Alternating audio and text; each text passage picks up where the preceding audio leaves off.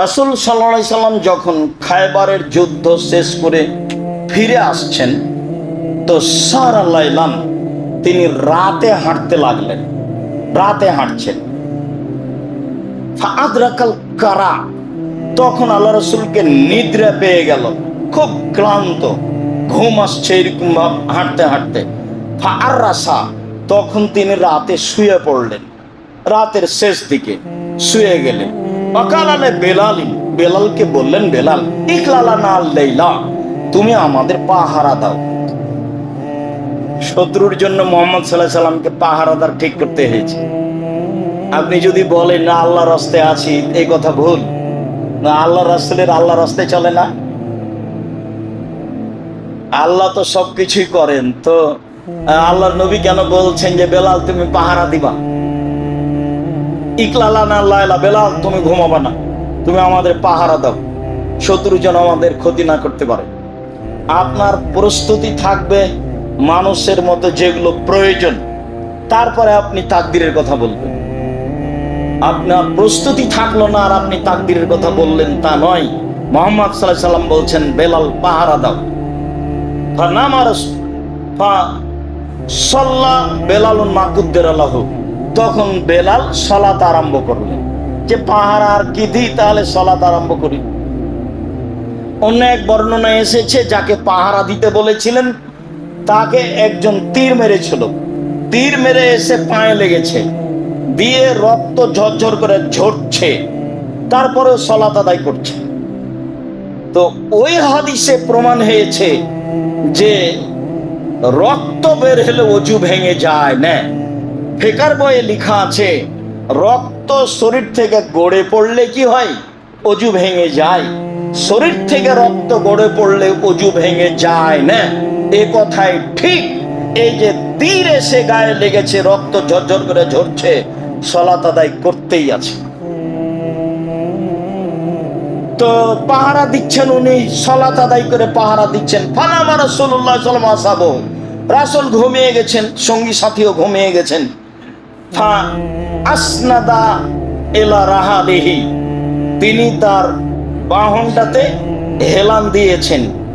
মুআজ্জিহান আল ফজরে, এই যেদিকে সূর্য উঠবে সেদিকে মুখ করে। তাকারাবাল ফজর, ঘটনাটা ঘটেছে ফজর হবে হবে এরকম সময়, ঘটনাটা ঘটেছে ফজর হবে হবে এরকম সময়। তারপরে ইসনাদ হয়ে এলা রেহালিহি, তার বাহনে হেলান দিয়ে ঘুমিয়ে আছেন। ফালাম ইস্তাইকাজা রাসূলুল্লাহ সাল্লাল্লাহু আলাইহি সাল্লাম, আল্লাহ রাসূলের ঘুম ভাঙেননি, আল্লাহ রাসূলের ঘুম ভাঙেনি। ওয়ালা বেলাল, বেলালেরও ঘুম ভাঙেনি। ওয়ালা আহাদুম মিন আসহাবি রাসূলিল্লাহ সাল্লাল্লাহু আলাইহি সাল্লাম, সাহাবীদের কারো ঘুম ভাঙেনি। হাত্তা জারাবাতহুমুশ শামস, সূর্য উঠে গেছে, সূর্যের আলো সাহাবীদের মুখের উপরে লেগেছে। ফাস্তাইকাজা রাসূলুল্লাহ সাল্লাল্লাহু আউয়ালাহুম, তা আল্লাহর নবী এদের প্রথম জেগেছেন। যখন আলোটা মুখের উপরে লেগেছে, তখন আলোর কারণে আল্লাহ রাসূল ঘুম থেকে প্রথমে জেগেছেন। লম্বা সময় পায়ে হেঁটেছেন, রাতে ক্লান্ত হয়ে গিয়ে ভোর রাত্রে ঘুমিয়েছেন। বেলালকে বলেছেন বেলাল তুমি পাহারা দাও। বেলাল বাহনের গায়ে হেলান দিয়েছে। ফাগালাবাতহু আইনাহু, তার চক্ষু তাকে চেপে ধরেছে, তারপর ঘুমিয়ে গেছে। তো ফাজিয়া রাসূলুল্লাহ সাল্লাল্লাহু আলাইহি ওয়াসাল্লাম, আল্লাহ রাসূল ঘাবড়িয়ে উঠেছেন, ঘটনা কি?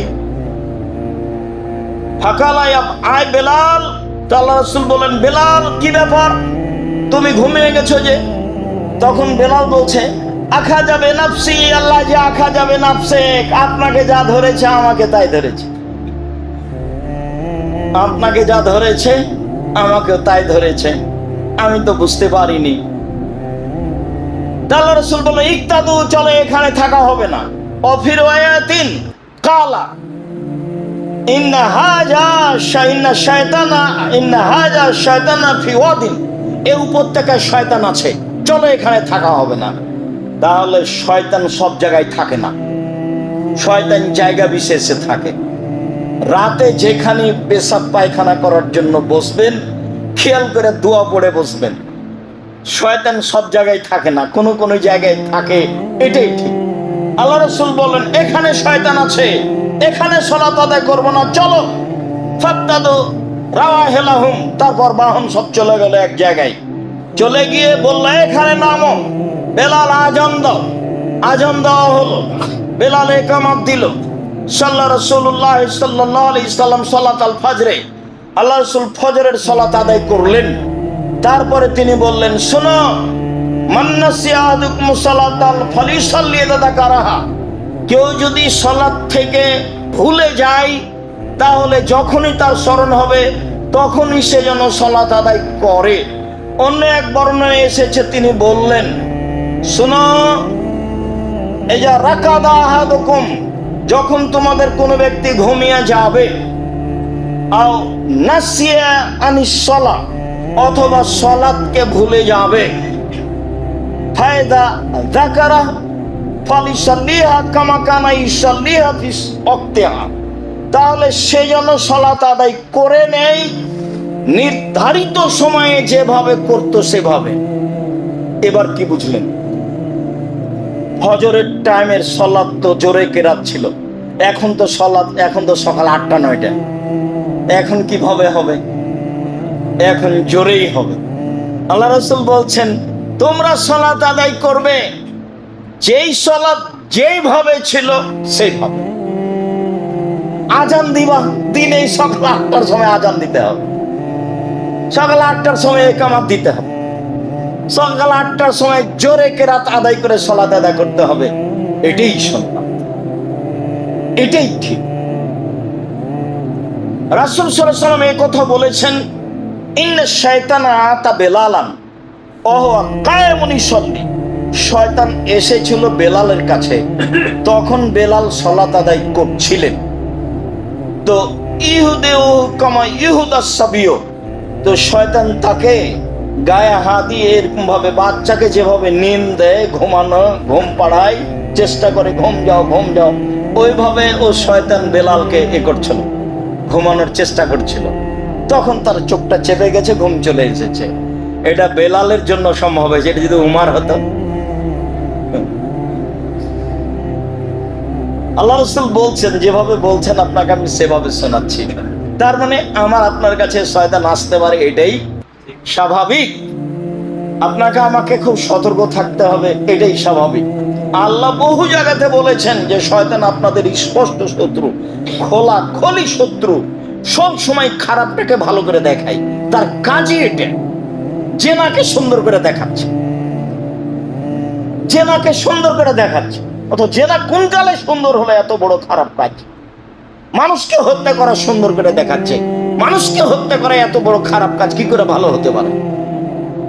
আপনার ওই ইয়েতে গোলাপ শাহের মাজারে টাকা দেওয়াকে ভালো করে দেখাচ্ছে, মাজারে কবরে টাকা দেওয়া সবচেয়ে বড় খারাপ। কি পীরকে মানা, একটা পীরকে আপনি কি করে মানতে পারেন রাসূল সাল্লাল্লাহু আলাইহি সাল্লামকে বাদ দিয়ে? এগুলোকে শয়তান মানুষকে কি করে দেখাচ্ছে? সুন্দর করে ভালো করে দেখাচ্ছে।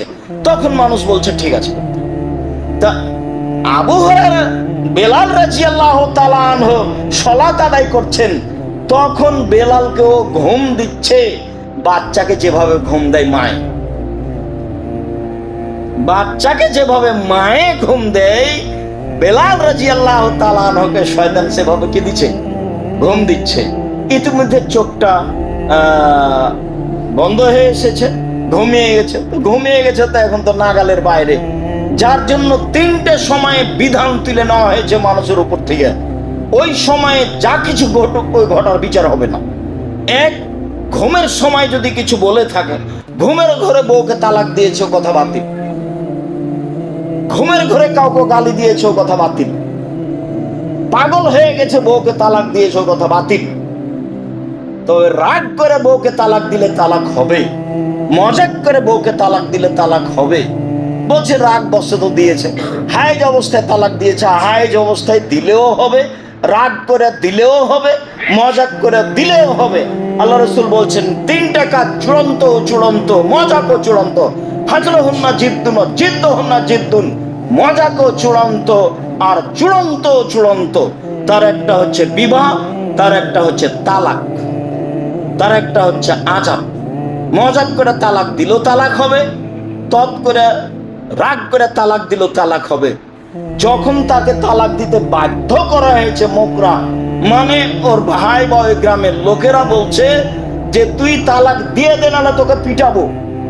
তো এরকম যদি পরিস্থিতিতেও তালাক দিয়ে দেয় তাহলে এই তালাক বাতিল হবে।